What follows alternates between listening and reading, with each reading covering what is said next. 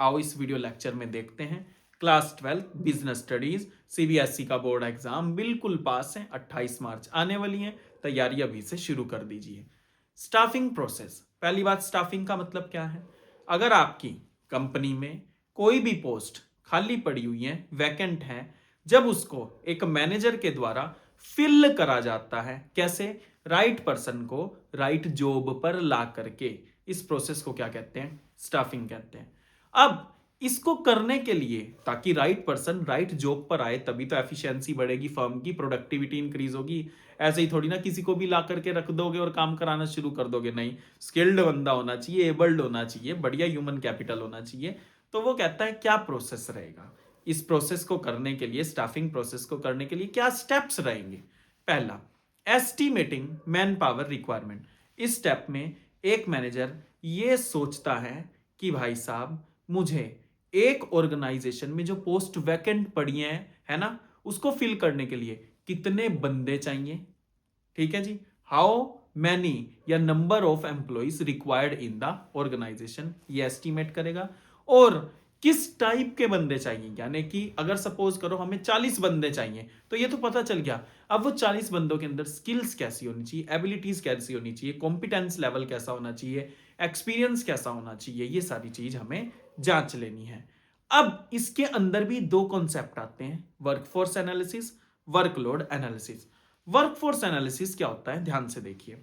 इसमें हम, यानी कि हमारा मैनेजर क्या करेगा, वो ये देखेगा, सपोज करो हमें 40 बंदे चाहिए किसी काम को करने के लिए, किसी ऑब्जेक्टिव को फुलफिल करने के लिए। तो वो ये कहता है कि पहले मैं ये देखूंगा कि मेरे पास अवेलेबल कितनी वर्कफोर्स है, यानी कि मेरे पास ऑलरेडी कितने वर्कफोर्स या कितने वर्कर्स अवेलेबल हैं जिनसे मैं काम चला सकता हूं, जिन्हें अभी और काम दिया जा सकता है। तो सपोज करो मुझे अभी ऐसा पता चला कि भाई साहब 5 बंदे अभी मेरे पास अवेलेबल हैं। अब वर्कलोड एनालिसिस क्या होता है, एक दूसरा आता है वर्कलोड एनालिसिस। तो वर्कलोड एनालिसिस ये है कि आपका जो ऑब्जेक्टिव है उसको पूरा करने के लिए आपको कितने बंदे चाहिए। तो वो हमने कह दिया था सपोज टू भी 40 चाहिए। तो चाहिए कितने थे? 40। लेकिन आप अपने आप से और कितने एडजस्ट कर सकते हो, अभी अवेलेबल कितने आपके पास जिन्हें आप अभी और काम दे सकते हो? तो आपने कहा 5। तो यानी कि 40 में से 5 तो आपके पास हैं। तो नेट रिक्वायरमेंट कितनी हुई? 35 की, 35 की। तो ये था एस्टिमेटिंग मैन पावर रिक्वायरमेंट। इतना क्लियर हुआ। अब जैसे ही आप ये जांच पड़ताल कर लो कि आपको कितने बंदे चाहिए, कितने प्रकार के चाहिए, अब आपको आना है रिक्रूटमेंट पे। इस प्रोसेस में, रिक्रूटमेंट में हम क्या करते हैं, बंदों को इनवाइट करते हैं कि भाई आओ और वैकेंट पोस्ट के लिए अप्लाई करो। ठीक है जी।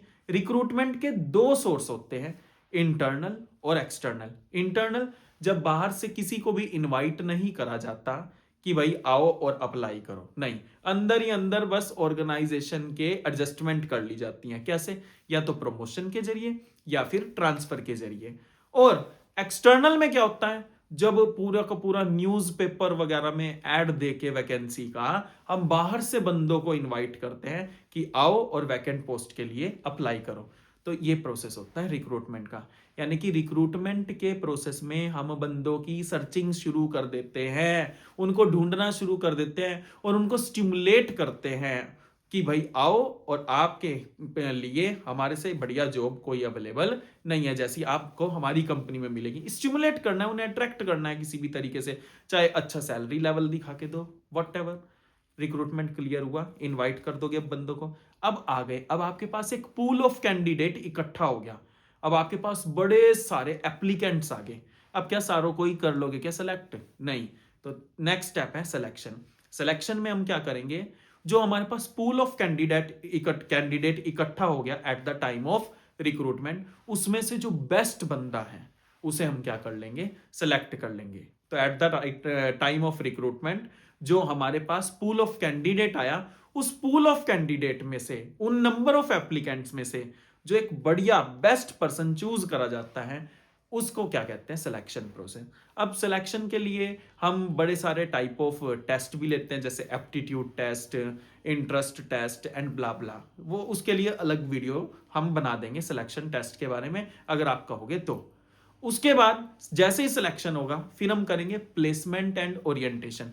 प्लेसमेंट में क्या होता है, अरे भाई अब बंदा सेलेक्ट हो गया है ना, जिस पोस्ट के लिए उसने अप्लाई किया था, जिस पोस्ट के लिए उसने अप्लाई करा था, उस पोस्ट को उसे दे देना इज नोन एज उसकी प्लेसमेंट होगी। ओरिएंटेशन क्या होता है, अरे भाई बंदा आया है, उसे कंपनी के रूल्स के साथ, रेगुलेशंस के साथ, अदर एम्प्लॉइज के साथ फैमिलियराइज कराना, उसका इंट्रोडक्शन कराना, ताकि वो बढ़िया आराम से सबके साथ घुल मिल सके, उसको कहते हैं ओरिएंटेशन। अब प्लेसमेंट भी हो गया, ओरिएंटेशन भी हो गया।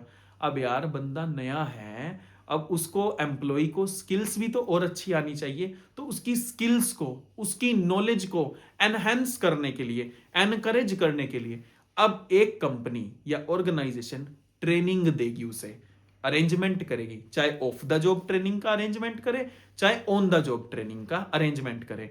तो उसकी ट्रेनिंग का अरेंजमेंट करा जाता है इस स्टेप में, प्लेसमेंट एंड ओरिएंटेशन के बाद, तो ताकि उसकी नॉलेज का लेवल इंक्रीज किया जा सके। इतनी बात क्लियर होगी। अब ट्रेनिंग भी मिल गई यार उसको, डेवलपमेंट भी होगी उसकी, है ना, उसको पता चल गया किस तरीके से मशीन्स वगैरह को हैंडल करते हैं या नई टेक्नोलॉजी के साथ डील करते हैं, ये सारा उसको पता चल गया है। अब ट्रेनिंग भी होगी, डेवलपमेंट भी होगी। अब परफॉर्मेंस अप्रेज करी जाएगी, यानी कि इसमें मैं क्या करूंगा, उसकी करंट ईयर की परफॉर्मेंस को उसकी पास्ट ईयर की परफॉर्मेंस के साथ कंपेयर करूंगा, ठीक है, या करंट परफॉर्मेंस को पास्ट परफॉर्मेंस के साथ मैं क्या करूंगा, कंपेयर करूंगा। इससे मुझे पता चलेगा कि वो बंदा डेवलप कर रहा है या नहीं कर रहा है, उसमें कुछ सुधार आ रहे हैं, इंक्रीमेंट के काबिल है या नहीं है, प्रमोशन के काबिल है या नहीं है, सैलरी बढ़िया देनी है या नहीं है। तो वो इसी बेस पे डेवलप, वो सॉरी बेस होगा, इसी बेस पे करेगा। कौन से वाले बेस पे, ये परफॉर्मेंस अप्रेजल। जैसे ही परफॉर्मेंस अप्रेजल में आपके पास रिपोर्ट आएगी, परफॉर्मेंस रिपोर्ट, कि भाई बंदा बढ़िया परफॉर्म कर रहा है या नहीं कर रहा है, उसी के बेस पे आप प्रमोशन और करियर प्लानिंग कर दोगे। बढ़िया कर रहा, प्रमोशन कर दो, नहीं एडजस्ट कर पा रहा, ट्रांसफर कर दो, या फिर पहले से लो परफॉर्मेंस हो गई है तो डीमोशन भी आपका किया जा सकता है। तो प्रमोशन और करियर प्लानिंग पूरा का पूरा परफॉर्मेंस अप्रेजल पे बेस्ड है। इतना क्लियर हुआ। लास्ट में अब वो बंदा कह रहा है कि यार रिड़काते ही रहोगे क्या मुझे, हैं, मुझे इतना सारा आपने बुला भी लिया और मेरे से काम भी करा लिया, अब इसकी बात भी तो करो, कंपेंसेशन की। तो लास्ट में उसको कंपेंसेशन बता दिया जाता है, उसको बता दिया जाता है तेरे हाथ में सैलरी कितनी देंगे, बोनस फेस्टिवल के टाइम पे तुझे मिलेगा नहीं मिलेगा, कमीशन वगैरह सेल्स वगैरह के ऊपर मिलेगी या नहीं मिलेगी, ये सारा हम डायरेक्ट पेमेंट में उसको बता देते हैं। जो उसको कैश में मिलेगी उसको डायरेक्ट पेमेंट कह दिया। अब इनडायरेक्ट पेमेंट भी तो मिलती हैं, जैसे मेडिकल फैसिलिटीज, प्रोविडेंट फंड मिलेगा या नहीं मिलेगा, जैसे आजकल हेल्थ इंश्योरेंस की सुविधा एम्प्लॉइज की दे दी जाती हैं, ये सिस्टम मिलेगा या नहीं मिलेगा। तो कंपेंसेशन में ये सारा ड्राफ्टिंग हो जाती हैं। तो होप सो आपको क्लियर हुआ होगा कि स्टाफिंग प्रोसेस क्या है। अगर आपको वीडियो अच्छी लगी हो तो इसको शेयर कीजिए और चैनल को सब्सक्राइब